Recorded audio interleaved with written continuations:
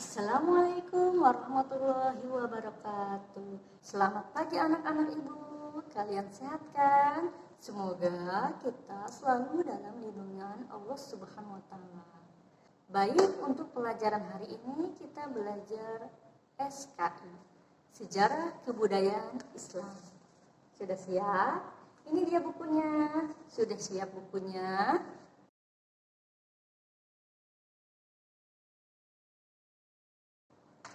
Pelajaran pertama di buku SKI adalah tentang dakwah Islam. Jadi hari ini Ibu akan bercerita bagaimana Nabi Muhammad SAW menjalankan perintah Allah dalam berdakwah. Oke, kita mulai. Pertama, dakwah Nabi pada awal kenabian. kalian tahu bahwa Allah Subhanahu wa taala memerintahkan Nabi Muhammad untuk memperbaiki akhlak kaum Quraisy di Mekah. Perintah tersebut terdapat pada Quran surat Asy-Syura ayat 214. Baik, mari kita baca bersama-sama. A'udzubillahi minasyaitonir rajim. Bismillahirrahmanirrahim. Wa anzir ashiratakal aqrabin. Shadaqallahul azim. Dan berilah peringatan kepada kerabat-kerabatmu Muhammad yang terdekat. Quran surat Asy-Syura ayat 214. Setelah wahyu itu turun, akhirnya Nabi Muhammad SAW memulai dakwahnya dengan cara Nabi Muhammad SAW mengajak saudara-saudaranya dan kerabat-kerabatnya makan bersama di rumahnya. Akhirnya kurang dari 45 orang hadir dalam jamuan makan tersebut. Setelah mereka makan, Nabi Muhammad memulai dakwahnya. Tetapi sebelum selesai dakwah, Abu Lahab langsung memotong pembicaraan Nabi Muhammad SAW. Dan berkatalah Abu Lahab, "Hai Muhammad, mereka adalah paman-pamanmu dan anak dari paman-pamanmu. Berbicaralah dan jangan main-main. Aku tidak pernah melihat seseorang yang membawa sesuatu yang lebih buruk dari yang kamu bawa." Setelah itu Abu Lahab mengajak keluarga lain untuk pulang meninggalkan Nabi Muhammad. Akhirnya pada pertemuan pertama Nabi Muhammad tidak berhasil berdakwah. Tetapi Nabi Muhammad tidak pernah menyerah dan mengajak kembali saudara dan kerabatnya untuk makan bersama. Tetapi untuk kali ini Nabi Muhammad sebelum dakwah beliau bersabda dengan lemah lembut, "Sesungguhnya yang menjadi mata-mata musuh sekalipun tidak akan sampai hati berdusta kepada kaum kerabatnya sendiri. Demi Allah, saya tidak akan berdusta kepada kaum kerabatku sendiri, yaitu bapak-bapak dan saudara-saudara sekalian yang hadir." Nabi menjelaskan bahwa saya adalah keluargamu. Bagaimana mungkin saya berdusta atau mau mencelakakan kalian, mencelakakan keluarga sendiri. Akhirnya kerabat atau keluarga yang hadir pada saat itu tertarik pada Nabi Muhammad. Dan Nabi Muhammad mulai melihat bahwa saudaranya udah mulai tertarik pada Nabi. Akhirnya Nabi Muhammad meneruskan dakwahnya dan Nabi bersabda, "Segala puji bagi Allah, hanya kepada Tuhan kecuali Allah, dan tidak ada sekutu baginya. Demi Allah, sesungguhnya orang yang akan mati kemudian akan dibangkitkan kembali, seperti orang yang dibangunkan dari tidurnya. Setiap amal akan dipertanggungjawabkan serta diberi balasan.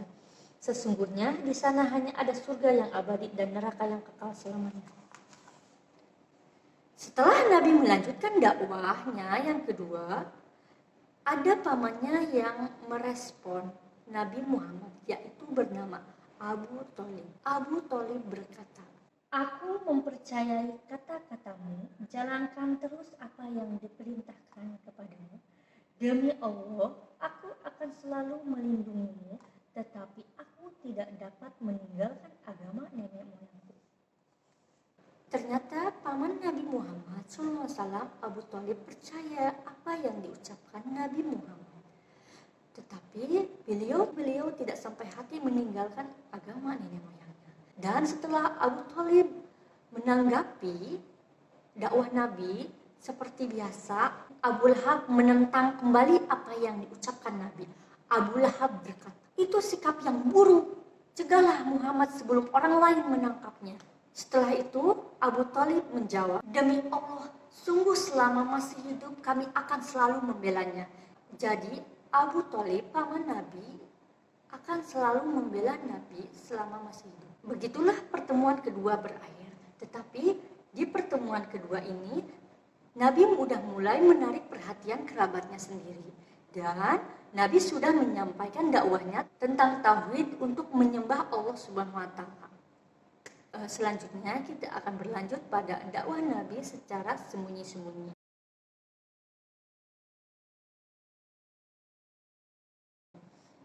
Kenapa Nabi berdakwah secara sembunyi-sembunyi?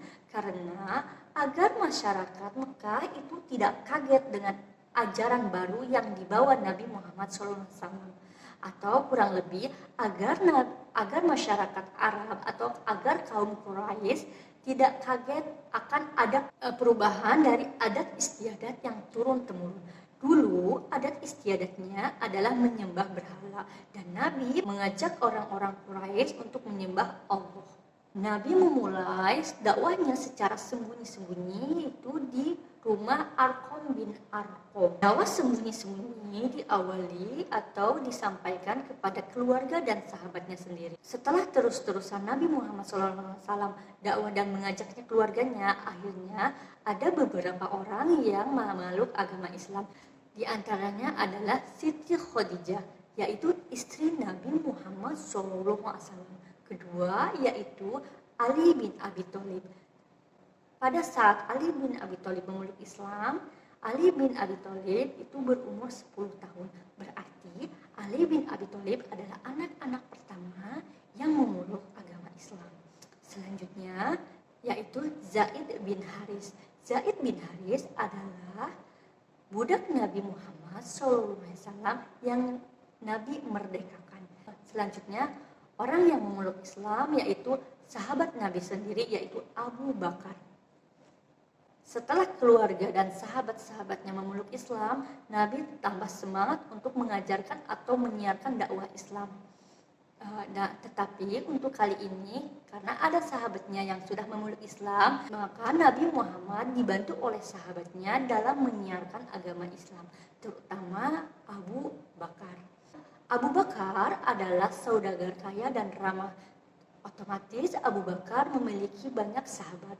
Abu Bakar dan Nabi Muhammad mulai berdakwah kepada teman-teman dan sahabat yang lain. Dan alhamdulillah karena mereka giat, maka yang memeluk Islam pada saat itu bertambah, yaitu diantaranya Zubair bin Awam, Utsman bin Affan, Sa'ad bin Abi Waqqas, Thalha bin Ubaidillah, dan Abdurrahman bin Auf.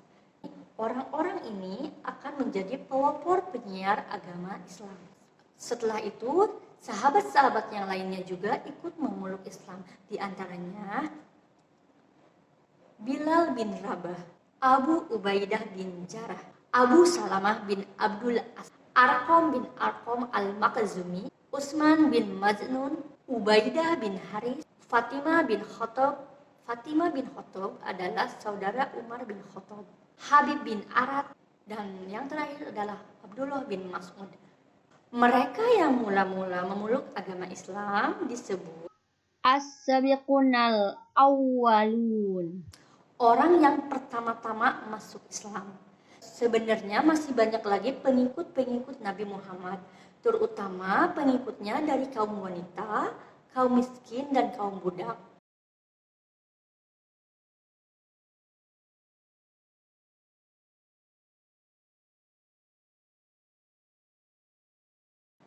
Setelah 3 tahun Nabi Muhammad SAW menjalankan dakwah secara sembunyi-sembunyi, maka turunlah perintah Allah Subhanahu wa Ta'ala untuk menyebarkan dakwah secara terang-terangan. Perintah dakwah secara terang-terangan tersebut terdapat pada surat Al-Hijr ayat 94. Mari kita baca bersama-sama. A'udzu billahi minasyaitonir rajim. Bismillahirrahmanirrahim. Fasda' bima tu'maru wa a'rid 'anil musyrikin. Yang artinya, maka sampailah Muhammad secara terang-terangan apa yang diperintahkan kepadamu dan berpalinglah dari orang yang musyrik.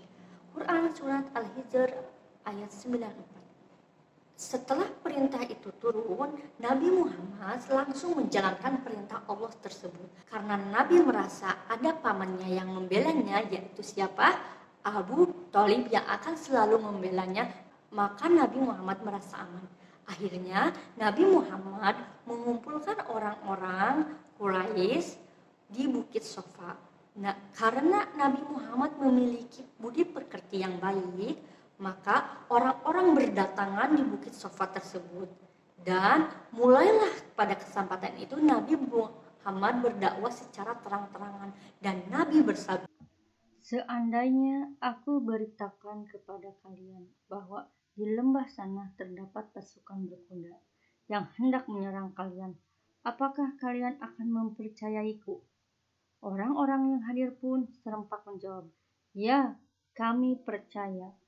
Kami belum pernah melihat kamu berdusta. Kemudian Rasulullah SAW bersabda lagi, jika begitu, dengarkanlah. Demi Allah yang tidak ada Tuhan selainnya. Aku adalah utusan Allah. Allah telah memerintahkan aku supaya memperingatkan kalian. Sembahlah Allah yang Maha Esa. Tidak ada Tuhan selain Allah. Maka bila kalian ingkar, kalian akan mendapat azab Allah di hari kiamat. ajakan Nabi Muhammad SAW tersebut kemudian banyak ditentang oleh kaum Quraisy dan banyak yang menyumpahi Nabi Muhammad SAW, terutama pamannya yaitu Abu Lahab. Abu Lahab berkata, celakalah engkau Muhammad, untuk inikah kamu mengumpulkan kami? Mendengar perkataan Abu Lahab tersebut, akhirnya Nabi Muhammad diam. Dan turunlah perintah Allah Subhanahu wa taala, Quran surat Al-Lahab.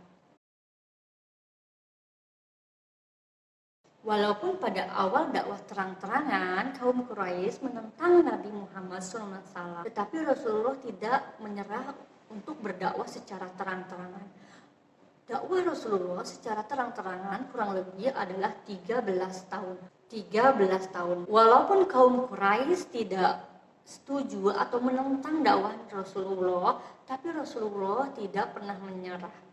Akhirnya, lambat laun banyak pengikut Nabi Muhammad SAW. Mereka sering disiksa dan dianiaya oleh orang-orang kaum Quraisy. Begitu pula Nabi Muhammad sering disiksa dan dianiaya oleh kaum Quraisy. Tetapi Nabi Muhammad selalu ingat ada pamannya yang selalu membelanya, yaitu Abu Thalib. Berapa lama dakwah Nabi secara sembunyi-sembunyi? 3 tahun. Jika ditanya berapa lama dakwah Nabi secara terang-terangan, tinggal ditambahkan aja di depannya 1, 13 tahun. Mudah kan mengingatnya?